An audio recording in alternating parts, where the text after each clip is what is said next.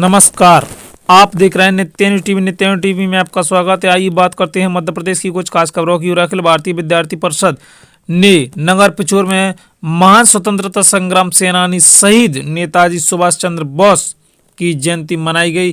कार्यक्रम में नेताजी को याद करते हुए नगर अध्यक्ष रामपाल लोधी ने कहा कि नेताजी सुभाष चंद्र बोस ने कहा था कि यदि जीवन में सफल होना हो तो अपने जीवन में जप तप चिंतन मनन तथा एकाग्रता लाना होगा।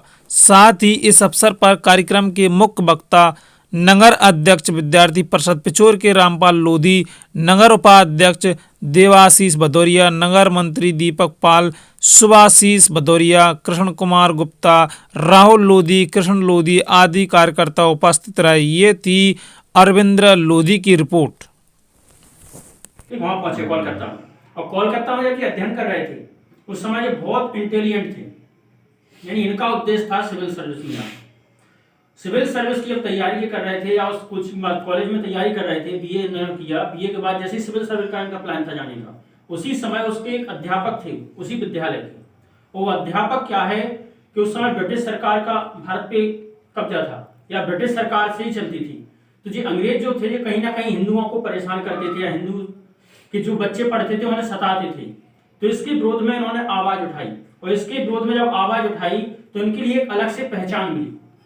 जैसे आज हम बात करें विद्यार्थी परिषद की, विद्यार्थी परिषद हमारे छात्रों के लिए लड़ता, उसी के हिसाब से इन्होंने भी उस समय छात्रों के हित में उस कॉलेज में विद्रोह किया।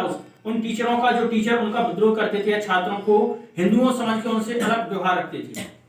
इसी के चलते इन्होंने जैसे उसको शिक्षा प्राप्त करने के बाद में जब ये पहुंचे तो इन्होंने एक समस्या देखी कि जैसे द्वितीय विश्व युद्ध चल रहा है, द्वितीय विश्व युद्ध चलते समय में उनके लाने सेना की कमी हुई। और गांधी जी जो थे, गांधी जी एक अलग नीति थी उनकी, शांतिवाद अपन बोल सकते हैं या अहिंसावादी थे। वो नहीं चाहते थे कि हिंसा फैले, लेकिन इनका कहना था कि अगर अंग्रेज नहीं मार रहे इस भाषा में तो उन्हें उसी की भाषा में समझाना चाहिए। तो इनका आपस में तालमेल थोड़ा कम रहा।